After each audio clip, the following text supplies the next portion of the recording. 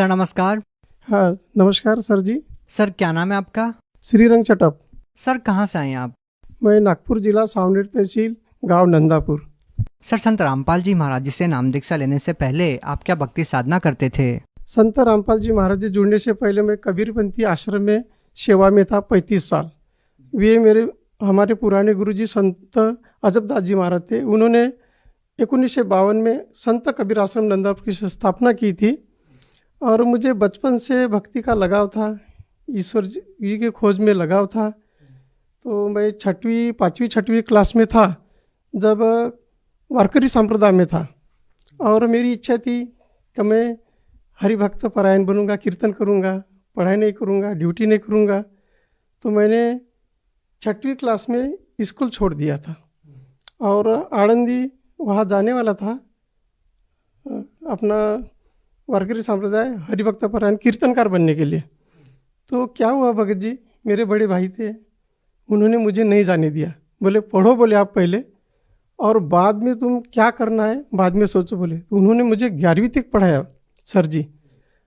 और मैं रामटेक जाता था।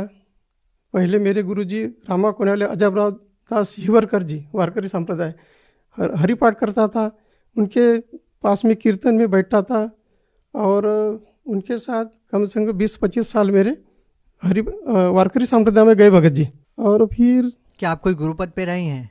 नहीं, पहले नहीं थे भगत जी गुरुपद पे। फिर सर 11वीं में था सन 82 में। फिर मैं कबीरपंथी संत अजबदास जी महाराज, फिर मैं कबीरपंथी में नाम दीक्षा ली और वहाँ 35 साल सेवा में रहा। गुरुजी जाने के बाद मुझे उन्होंने उत्तराधिकारी बनाया और मैं 10-15 साल गुरुवाई किया। बहुत से भक्त लोगों को नाम दिया, चौका आरती करता था, पूजा पाठ भक्त लोगों के यहाँ जाता था। हर महीने में आश्रम में सेवा होती थी। सर आपका जो 35 साल का अनुभव रहा है कबीर पंथ के साथ और आपने बताया कि आपने गुरुवाई भी की है, आप जिस अटूट श्रद्धा के साथ लगे हुए थे, तो क्या आपको वास्तव में लगता है कि आपने परमात्मा को पा लिया था? नहीं जी, नाम दिया था, पास नाम का वो मंत्र जाप करता था, लेकिन परमात्मा के बारे में नहीं पता था कि सतलोक में परमात्मा है। तो सर क्या उस समय आपको ये जानकारी नहीं थी जो वेद शास्त्रों में लिखा हुआ है कि कौन परमात्मा है, मोक्ष को कैसे प्राप्त किया जा सकता है, कौन से वो मंत्र है जिसके माध्यम से मोक्ष प्राप्त किया जा सकता है? तो क्या आपको ये सब जानकारी नहीं थी? नहीं जी, उसके बारे में उतनी जानकारी गुरुजी ने, हमारे पहले गुरुजी ने नहीं दिया था। सिर्फ कबीरपंथी की हम साधना करते थे, उसमें कोई लाभ नहीं था, आर्थिक लाभ भी नहीं, आध्यात्मिक लाभ कुछ भी लाभ नहीं था सर जी। सर आपने 35 साल एक पंथ में गुजारे, तो सर हम आपसे ये जानना चाहेंगे कि आपको संत रामपाल जी महाराज जी के बारे में कैसे पता लगा? संत रामपाल जी के महाराज जी शरण में ऐसा पता चला, जो पहले हमारे आश्रम में जुड़े थे अपने ढोबड़े भगत जी, तो उन्होंने मुझे फ़ोन करके बुलाया। बोले वो वहाँ कुछ भी नहीं, बोले वो काल की भक्ति है, बोले वो आप छोड़ दो, बोले और हमारे संत रामपाल जी महाराज की नाम दीक्षा लो और अपना कल्याण कराओ। बोले उन्होंने मुझे बताया कि आप साधना साल मेरे सत्संग देखो। तो मैंने सर जी 6 महीने सत्संग सुना और उसमें शास्त्र आधारित भक्ति बताई संत रामपाल जी महाराज जी ने, और फिर मैंने नाम दीक्षा ली। सर आपने बताया कि आपने संत रामपाल जी महाराज जी का लगातार 6 महीने तक सत्संग सुना, तो हम आपसे ये जानना चाहेंगे कि जो आध्यात्मिक ज्ञान आपको पहले था, जिसके आधार पे आप गुरु भी बन गए थे, आपके शिष्य भी हो गए थे और आप जो है सत्संग भी करते थे, और जो ज्ञान आपने संत रामपाल जी महाराज जी से सुना वो कितना अलग है? बहुत फर्क था। हाँ, क्योंकि जो अपने संत रामपाल जी महाराज जी जो ज्ञान बताते शास्त्र खोल खोल के, उन्होंने ऐसा बताया कि अभी परमात्मा कौन है, संत किसे कहते हैं, पूरा उन्होंने डिटेल बताया हर शास्त्र खोल खोल के। तो पूरा आध्यात्मिक लाभ ऐसा हुआ कि सतलोक में परमात्मा कबीर साहब है, इनकी भक्ति करने के लिए ये मार्ग से जाना पड़ता है, ये भक्ति करनी पड़ती है। तो हमको बहुत अच्छा लगा, इतना आनंद हुआ कि चलो भाई नाम लेना चाहिए। सर आप एक गुरुपद पे रहे हैं, आपके लिए बिल्कुल आसान नहीं रहा होगा कि आप जो अपना गुरुपद छोड़कर संत रामपाल जी महाराज जी के एक सिंपल साधारण से शिष्य बन जाएं। एक गुरुपद पे होने के बाद भी आपने उसको त्याग कर परमात्मा पाने के लिए संत रामपाल जी महाराज जी से नाम दीक्षा ली। सर क्या कहना चाहेंगे? भगत जी, सत्संग सुनने के बाद ऐसा लगा कि मैं तो अंधश्रद्धा भक्ति कर रहा हूँ, कबीरपंथी जरूर है, लेकिन मैं खुद अंधश्रद्धा भक्ति कर रहा हूँ और अपने जो भक्त बने इनको भी मैं अंधश्रद्धे में डर रहा हूँ। मेरे हाथ से तो बड़ा बोझा पाप बन गया सर के ऊपर।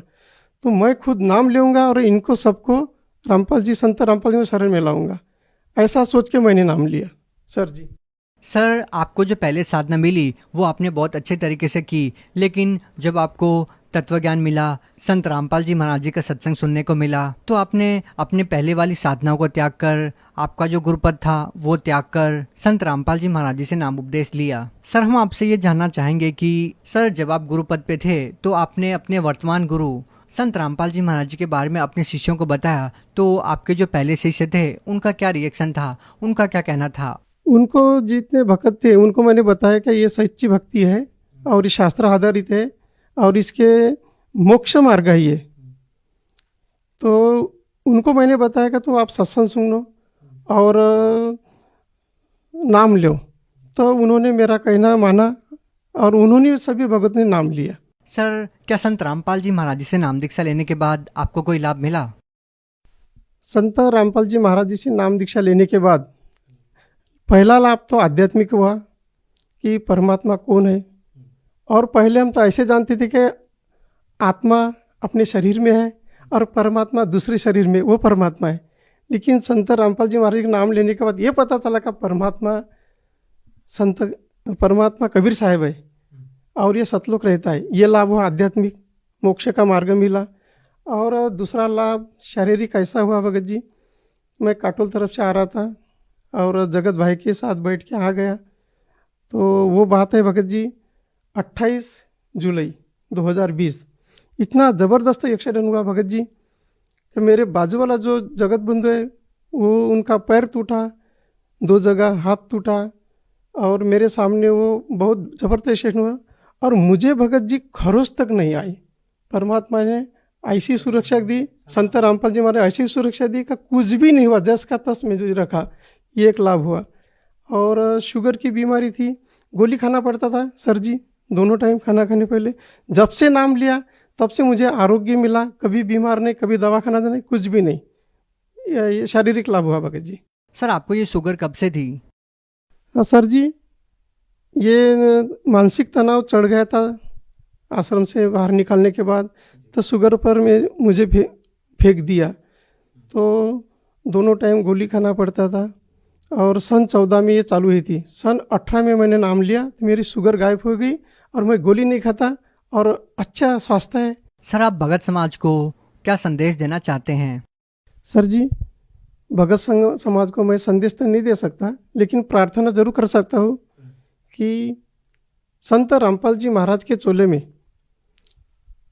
पूर्ण परमात्मा कबीर साहब जी आई हुई है और ये शास्त्र आधारित भक्ति बता रहे। और ये जो नाम देते हैं ये पूर्ण सच्चा नाम है, मोक्ष का नाम है और 84 से मुक्त होने वाला नाम है। तो सभी भाई बहन सभी को मैं प्रार्थना करूँगा कि संत रामपाल जी महाराज से नाम दीक्षा लो और अपना कल्याण कराओ। सर जैसे कि आपने बताया कि पहले आप गुरुपद पे रहे हैं और आप अपने शिष्यों को जितना आपको ज्ञान था वो आप ज्ञान देते थे, लेकिन संत रामपाल जी महाराज जी के सत्संग सुनकर आपको लगा कि नहीं, जो ज्ञान संत रामपाल जी महाराज जी के पास है वो आज किसी के पास नहीं है। तो फिर आपकी तरह जो अन्य धर्मगुरु जो गुरुपद पे बैठे हुए हैं उन लोगों को आप क्या संदेश देना चाहते हैं, क्या कहना चाहते हैं? जे धर्मगुरु है मानबड़ा में फंसी हुई है, इनको मैं ऐसी प्रार्थना करूँगा, मानव जन्म दुर्लभ है, मिले न बारंबार। ये 84 योनि का भोग भोगने के बाद मानव जन्म मिलता है और अपने सच्ची भक्ति ने के सच्चा नाम ने लिया तो जे बड़े बड़े महात्मा बड़े बड़े धर्मगुरु है, इनको सोचना चाहिए कि सच्चा नाम मैंने भी पाना चाहिए और जो मेरे पीछे लगे हुए हैं भगत जी लोग उनको भी नाम दिलाना चाहिए, ताकि वो उनकी भक्ति सही हो और उनका कल्याण हो जाएगा। नहीं तो उनके सिर पर ऐसा भार रहेगा कि वो चुका नहीं सकते। सर जी सर अगर कोई व्यक्ति संत रामपाल जी महाराज से नाम दीक्षा लेना चाहते हैं तो उनसे नाम दीक्षा कैसे ली जा सकती है? संत रामपाल जी महाराज जी के नाम दीक्षा लेने के लिए परमात्मा ने ऐसी व्यवस्था की है। यूट्यूब पर सत्संग आते हैं संत रामपाल जी महाराज जी के, टीवी पर सत्संग आता है, उसमें नीचे पीली पट्टी आती है, उसमें नंबर चलता रहता है, वो नंबर पे आप कॉन्टैक्ट कर सकते हैं और नाम दीक्षा पा सकते हैं। जी बहुत बहुत धन्यवाद। सत साहिब जी, सर जी, सत साहिब।